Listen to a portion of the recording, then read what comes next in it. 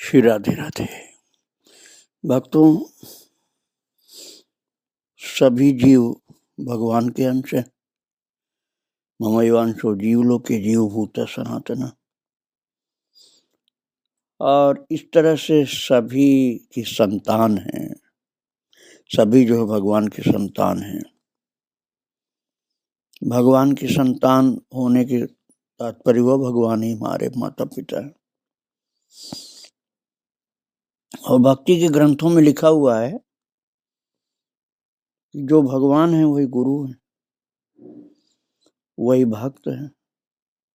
भक्ति भक्त भगवंत गुरु चतुर्नाम वपु एक। चार नाम है भगवान, गुरु, भक्त और भक्ति माता। भक्त भक्ति भगवंत गुरु चतुर्नाम वपु एक। जिनके पद वंदन किए नाशत विघ्न अनेक। इनका पद वंदन करने से अनेक विघ्नों का नाश होता है। तो इन चारों का ही पद वंदन हमें करना चाहिए। भगवान का तो पद वंदन करना सभी लोग मानते हैं, लेकिन ठाकुर जी प्रसन्न तब होते हैं जब इन चारों का वंदन किया जाए। भगवान का, गुरु का, भक्तों का और भक्ति माता का चरण वंदन करना चाहिए। तो प्रभु प्रसन्न होकर के अनेक विघ्नों का नाश करते हैं अथवा सुरक्षा प्रदान करते हैं। भगवान को तो हम सब लोग आसान से मान लेते हैं कि भगवान सब कुछ करते हैं, लेकिन जो बहुत श्रद्धावान भक्त होता है अपने गुरु के लिए भी मानता है। इस तरह से गुरु भक्तों को देखते हुए गुरु महाराज का भी बहुत बड़ा परिवार होता है। भगवान का तो अनंत परिवार है, कोई सीमा नहीं। लेकिन गुरु भी यदि वास्तव में गुरुत्व को प्राप्त हैं तो महाराज उनका भी बहुत बड़ा परिवार होता है। और ऐसे ही नीम करोड़ी बाबा थे, उनको तो उनके भक्त लोग अपना गुरु मानते ही थे। कोई तो हनुमान जी के अंशावतार मानते थे, कोई हनुमान जी का स्वरूप मानते थे, कोई हनुमान जी का आवेशावतार मानते थे, कोई हनुमान जी का लाडला संत मानते थे नीम करोड़ी बाबा को। और अपना गुरुदेव जो मानते थे उनकी संभाल बाबा करते थे। मैं आपको सुना रहा हूं किस प्रकार से बच्चे की तरह से संभालते अपने भक्तों को। एक दिन लखनऊ में श्री सूरज नारायण मेहरोत्रा का लड़का अपने मकान की ऊपर की मंजिल से नीचे गिर पड़ा और उसे गहरी अंदरूनी चोट आ गई। डॉक्टर लोग यथाशक्ति उपचार कर रहे थे, पर हालत गिरती जा रही थी, क्योंकि सबसे ऊपर की मंजिल से एकदम नीचे जमीन पर गिरा था। तो घर के लोग तो समझे कि अब मर गया है। जो माँ थी श्रीमती मेहरोत्रा, वो घबरा उठी। उन्होंने बाबा को याद किया और उस समय बाबा चर्च लेने इलाहाबाद में थे। घटना ये कहाँ घटी थी? लखनऊ में। तो वहां उनके लिए भोजन की व्यवस्था की जा रही थी। बाबा एकाएक उठ खड़े हुए और जाने के लिए तैयार हो गए। घर वालों के बहुत कहने पर भी वे भोजन करने के लिए नहीं तैयार हुए। अब उन भक्तों को तो पता था ना, इलाहाबाद वाले भक्तों को, कि लखनऊ में क्या घटना घट गई है। उस समय मोबाइल तो होता नहीं था, और जब तक कोई बताया नहीं तो पता कैसे चले। महाराज बाबा बोले, हमारे लड़के की हालत खराब है, हम खाना नहीं खाएंगे। वे अकेले ही बाहर निकल गए और उसी क्षण लखनऊ में मेहरोत्रा जी के निवास स्थान में पहुंच गए। अब ये तर्क की बुद्धि के बाहर की बात है। तर्क बुद्धि तो कहेगी लॉजिक में ये संभव नहीं, अर्थात गलत बात है।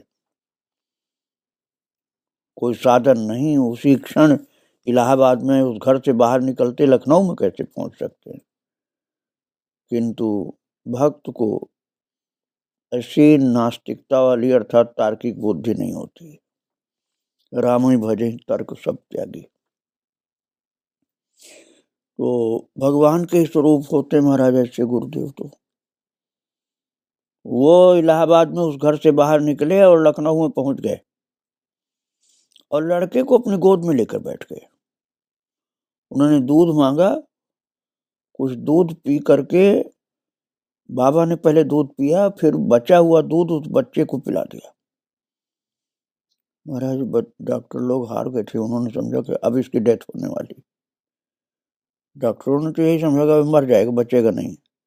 लेकिन बाबा ने जब दूध पिलाया अपना, तो लड़के की दशा में परिवर्तन होने लगा और वो शीघ्र ही स्वस्थ हो गया। ये सिद्ध पुरुष के ऊपर श्रद्धा और उनको अपना गुरु मानने पर चमत्कारिक लाभ हुआ था। मरता हुआ बच्चा इस प्रकार से बाबा की कृपा से ठीक हो गया। ये केवल एक भक्त की घटना लखनऊ वाले जो मैंने सुनाए वैसे ही केवल नहीं, आप समझिएगा कि ऐसा हो गया था। महाराज आए दिन नीब करोड़ बाबा के साथ ऐसे चमत्कार भगवान की इच्छा से होते थे, अथवा भगवान ही ये लीला कर देते थे कि बाबा की कृपा से चमत्कार होते जाते थे और लोगों की सुरक्षा होती थी। अब आपकी बुद्धि में जल्दी से समझ में नहीं आएगी ये घटना, मैं ऐसे आपको सुनाना चाहता हूँ। घटना मई 1972 की है और संभवतः मिरेकल ऑफ लव एक पुस्तक है, उसके अंदर ये बात बताई गई है कि घटना का संबंध एक अमेरिकी महिला हियर थॉम्पसन से है, जिनको बाबा ने भारतीय नाम सीता दिया था। उस समय लंदन के एक विश्वविद्यालय में अध्ययन करती थी और महाराज को देखा भी नहीं था उस समय, तब की बात मैं आपको बता रहा हूँ। उनका सुयश सुना था अपने मित्रों से। लंदन की स्त्री ने बाबा के बारे में कुछ सुना था, बस देखा नहीं था। और कैंची जो नैनीताल के पास है, वहां रहते हुए बाबा ने उस महिला को लंदन की बस में दर्शन दिया और उस चलती बस में अंतर्धान भी हो गए। अब आप श्रद्धावान है तब तो आपको संदेह नहीं होगा, नहीं तो जल्दी से विश्वास नहीं होगा इस घटना का। बाबा ने भारत में आने की प्रेरणा दे दी उसको और विषम परिस्थितियों में भी अपनी अनोखी कृपा से यथोचित साधन भी सुलभ कराया। एक दिन वो बताती हैं कि एक दिन मैं लंदन की बस में सफर कर रही थी और उस दिन एक डबल डेकर बस के प्रवेश द्वार के पास ही सीट पर बैठी थी। वो कहती हैं कि मेरी बगल की सीट पर कोई नहीं था, बस लगभग खाली थी और कंडक्टर ऊपर के कक्ष में था।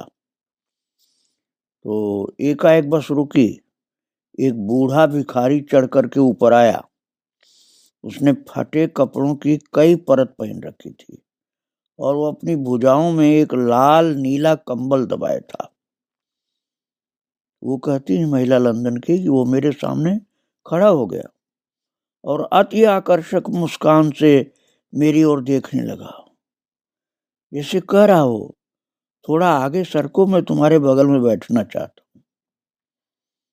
वो कहती है कि मैं आगे खिसक गई और वो वहीं बैठ गया और बोलती हैं कि मुझे किसी को घूर करके देखना अच्छा नहीं लगता, इसलिए मैं कुछ मुड़ गई और खिड़की से बाहर देखने लगी।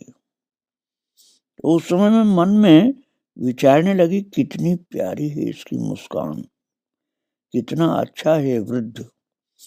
जैसे मन ही मन मैं उस वृद्ध को कह रही थी, मेरा ध्यान एकाएक कल्पना में महाराज की ओर मुड़ा और मैंने सदा यही सुना था कि वे कंबलधारी वृद्ध कहलाते हैं। इस कारण मैंने मुड़कर उन्हें देखना चाहा। मुझे देखकर आश्चर्य हुआ कि मेरे बगल की सीट खाली है, और ये सारा खेल चंद मिनटों का था। अब महाराज वो चलती हुई बस में कहाँ गायब हो गए? वो आश्चर्य में पड़ गए। वो कहती हैं कि उतरते भी कैसे, बस तो कहीं रुकी नहीं, सड़क सुनसान थी, और वो भिखारी कंबल वाला कहीं दिखाई नहीं दिया। मैं समझ नहीं पाई कि ये सब हुआ क्या। ये कोई कल्पना नहीं थी। दूसरे दिन मैंने कुछ मित्र जो मेरे पास आए और कहने लगे कि पिछले सवेरे उनके मन में तीव्र भावना जागृत हुई, उस समय जब वो बस में थी, कि कोई मेरी सहायता करे जिससे मैं महाराज जी के दर्शन करने के लिए भारत का टिकट प्राप्त कर सकूं। तो ये अद्भुत बात थी कि वो कहती है वो महिला की मेरी समस्या का हल हो गया, और मार्ग व्यय की भी पूर्ति हो गई। और वो बोलती है कि मेरी जैसी गरीब छात्रा के पास भारत में निर्वाह के लिए धन नहीं था। इसके हल के लिए महाराज को एक चमत्कार और करना पड़ा। इंग्लैंड में प्रत्येक सत्र के उपरांत हर विद्यार्थी अपने घर आने जाने के खर्च का भुगतान यूनिवर्सिटी विश्वविद्यालय से करवा लेता है। तो मैंने भी उसके लिए आवेदन पत्र दिया था। तो मुझे आश्चर्य हुआ कि शिक्षा अधिकारी लोग जो थे, वे जितनी मेरी मांग थी उसकी दुगुनी धनराशि का मुझे चेक दे गए। तो मैंने फोन के द्वारा उनकी गलती बताई कि आपने दुगुना धन दे दिया मुझको। तो उन्होंने अपना खाता देखकर मुझे सूचित किया कि जो धनराशि मुझे दी गई है वो वही है, वो सही है। इससे समझा कि महाराज चाहते हैं कि मैं आकर उनका दर्शन करूं। महाराज वो कहती हैं कि 1 महीने में ही मैं वायु मार्ग से दिल्ली आ गई और महाराज के दर्शन के लिए सीधे कैंची पहुंची नैनीताल। और आश्रम में प्रवेश करते ही मैंने निश्चय किया कि मैं उनसे पूछूंगी कि क्या आप वही वृद्ध हैं जिन्होंने मुझे लंदन की बस में दर्शन दिया था। पर जब मैं उनके पास पहुंची तो मैंने उन्हें वही कंबल ओढ़े देखा जो वृद्ध बस में हाथ में लिए था, और वे वही बस की सी सर्वज्ञतापूर्ण सुंदर मुस्कान से मेरी ओर देखने लगे। इसके बाद मुझे कुछ पूछना शेष नहीं रहा। मैं जान गई कि वही वृद्ध हैं जो मुझे बस में मिले थे। उनकी क्या कृपा दृष्टि थी। उन्होंने हमेशा के लिए मेरे हृदय और आत्मा को आनंदित कर दिया। अब आप विचार करो, क्या कोई अपनी बुद्धि से इन महान सामर्थ्यवान संत के विषय में समझ पाएगा कि जो उस छात्रा के लिए सारा इंतजाम कराए, पैसे भी विश्वविद्यालय से दिलवा दिए, टिकट बन गया और दर्शन करने आ गई, और जब बहुत व्याकुल हो रही थी दर्शन के लिए तो बस में ही दर्शन दे दिया था। ऐसे परम कृपालु नीव करोड़ी बाबा। भक्तों आप ऐसा समझिए जैसे पवन कहीं से कहीं पहुंच जाता है, उसको तो शायद टाइम भी लगे, लेकिन पवन पुत्र को समय नहीं लगता। पवन पुत्र अर्थात श्री हनुमान जी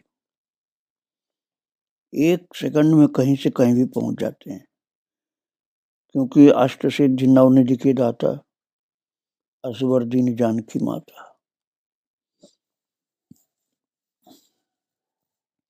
आपको एक घटना मैं सुना रहा हूं, उससे आपको पूर्ण विश्वास होगा कि बाबा के अंदर क्या अद्भुत शक्ति थी। महाराज जी का मौज समझिए कि कहीं भी भक्तों की श्रद्धा देख करके इस तरह से प्रकट हो जाते थे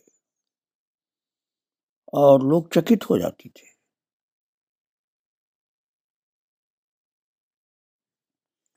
भक्तों, ये सच्ची घटना है, कुंभ की बात है। इलाहाबाद में प्रयाग में कुंभ का मेला चल रहा था, वहीं की बात है। और लीला बहुत विचित्र थी। प्रयाग में कुंभ मेला जो चल रहा था, तो वहां किसी आश्रम के सन्यासी लोग, संत लोग गंगा जी के किनारे एक रात विभिन्न विषयों पर वार्ता कर रहे थे। और इस प्रकार बाबा नीब करोड़ी पर भी चर्चा चालू हुई। तो एक साधु ने कहा कि बाबा की गति सर्वत्र है, उनमें ऐसी शक्ति है कि वे कहीं भी बुलाते ही प्रकट हो जाते हैं। तो इसमें बड़ा वाद विवाद चालू हुआ कि नहीं, ऐसा नहीं हो सकता। कोई कहता था नहीं, उनके अंदर ऐसी शक्ति है, वो सब कर सकते हैं। तो इस सत्य को मानने के लिए बहुत कम लोग तैयार हो रहे थे। लोग कहते थे नहीं, ये तो सतयुग में होता होगा, असंभव है। कई तो ये कहते थे कि जिसने शरीर धारण किया है उसे एक स्थान से दूसरे स्थान में पहुंचने के लिए समय चाहिए, साधन चाहिए, ऐसे कोई कैसे पहुंच जाएगा। इस विवाद को व्यर्थ बताते हुए एक साधु ने कहा कि यदि बाबा पुकार पर उपस्थित हो जाते हैं, ये बात सत्य है या झूठ, इसको जानना चाहते हो तो चलो उनको पुकारो। तो महाराज एक साधु ने बाहर खड़े होकर जोर से बाबा नीम करोड़ी को पुकारा, बाबा आप कृपा करके ये सत्य उद्घाटित कर दीजिए। जब वो कई बार आवाज लगाया तो साधु को देखकर आश्चर्य हुआ कि बाबा उसके पास ही खड़े हुए किसी व्यक्ति से बात कर रहे हैं। और ये देखकर सब हैरान रह गए कि हम लोग पुकार रहे हैं, वो तो हमारे बगल में बैठे, हमारे बगल में खड़े हुए किसी से बात कर रहे हैं। इस तरह से चमत्कार बाबा कभी कभी दिखा देते थे। अब आप ये समझिए, ये बातें जो आप सुन रहे हैं ना, ये कोई सतयुग की बातें नहीं है। आज से 50 वर्ष पहले की बातें हैं।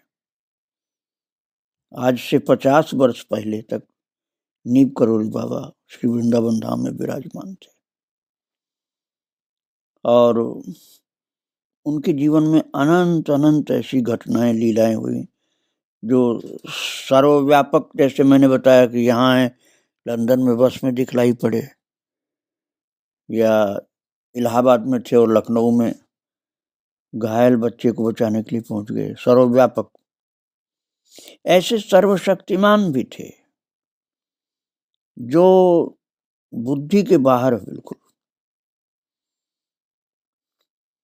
जैसे सरसों कोई बोने के लिए जा रहा था, बाबा ने उसको सरसों को मुंह में डाला और मुंह में से बाहर निकाला तो उसमें अंकुरण हो गया।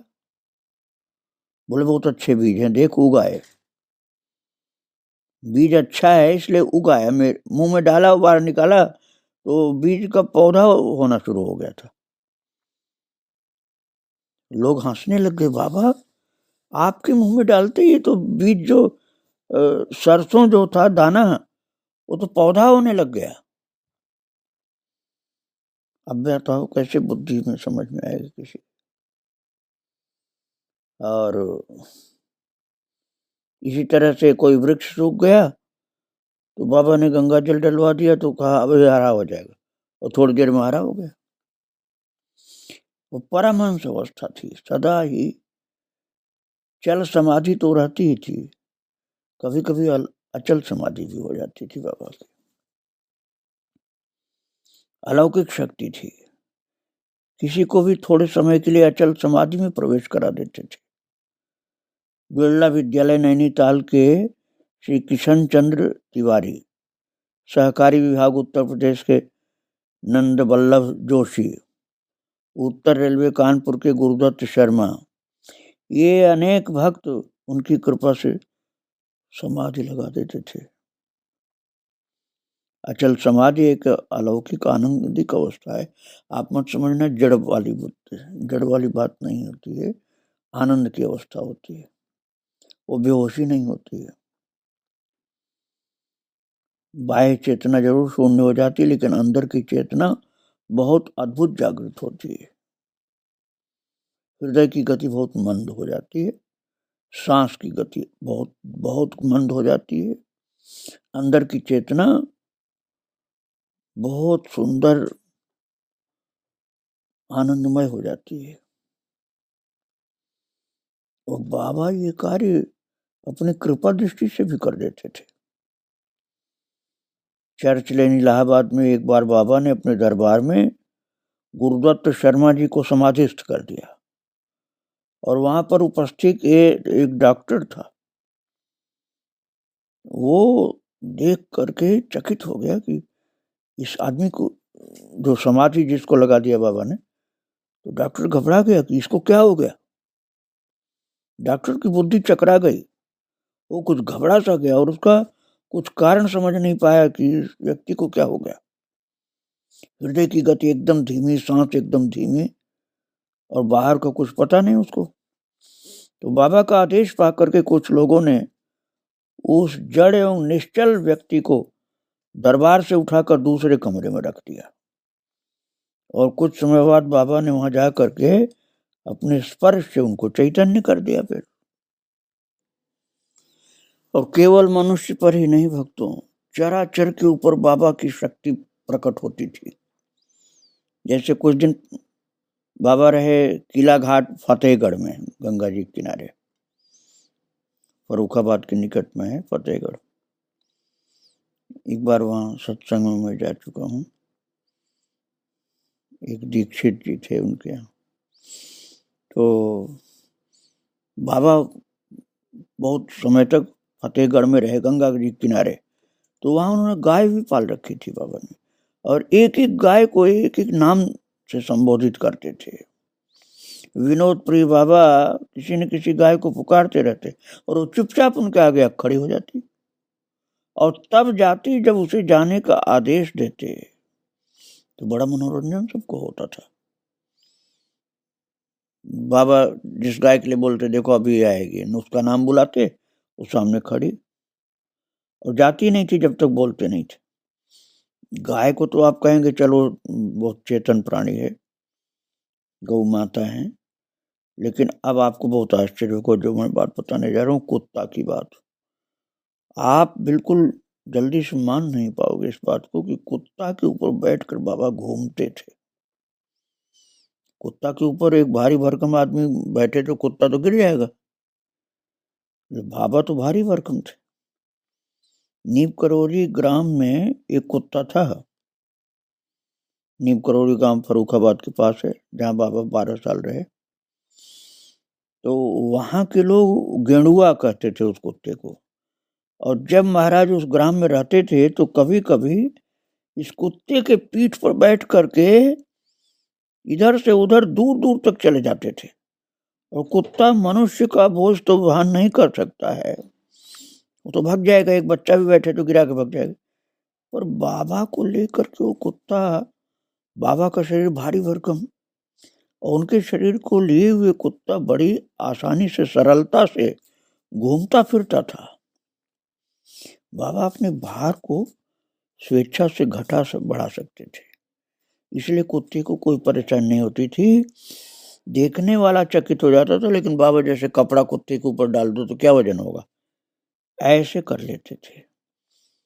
उस जीव के ऊपर कृपा करनी होगी बाबा को, इसलिए बाबा ने ऐसा किया था। और महाराज बाबा की लीलाएं तो बहुत अद्भुत थी, अद्भुत। भक्तों,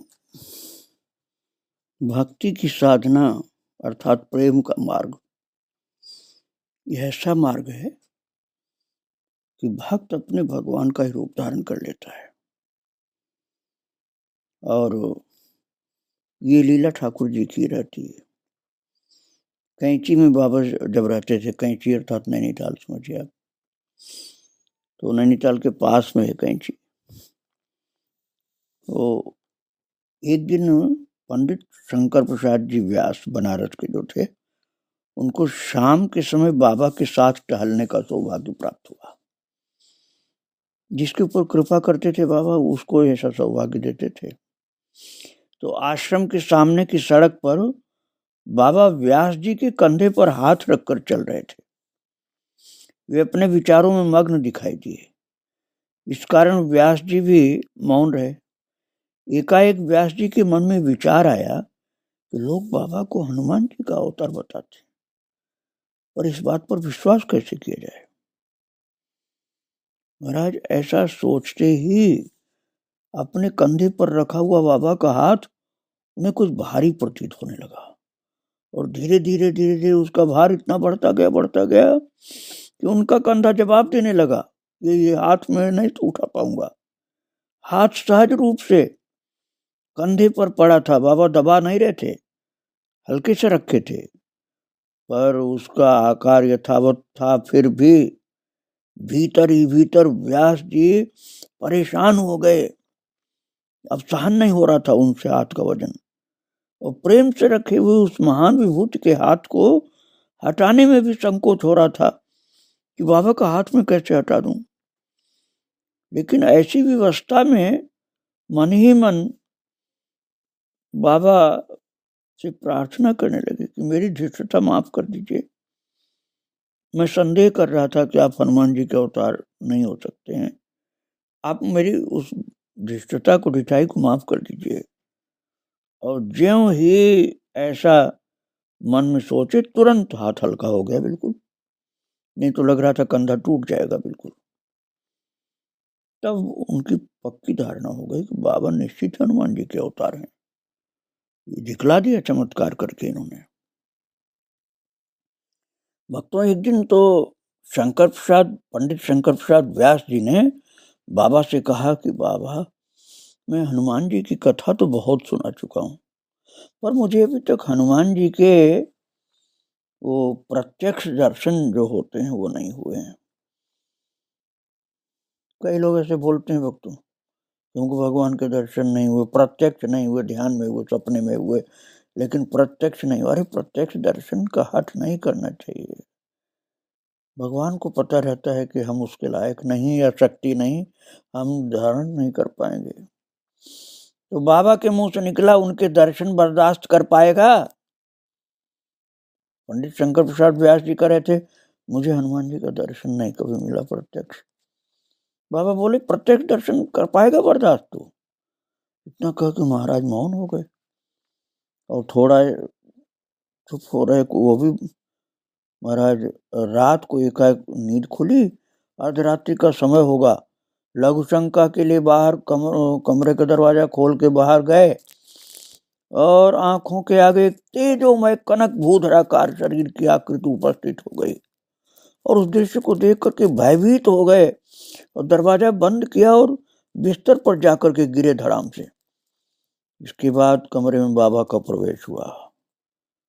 बाबा हाथ फेरते हुए बोले, तबीयत ठीक है? स्वस्थ जब हुए तो बाबा के चरणों में पड़ गए। बाबा, आप सही कह रहे थे, दर्शन बर्दाश्त नहीं हो सकता है। इस प्रकार से बाबा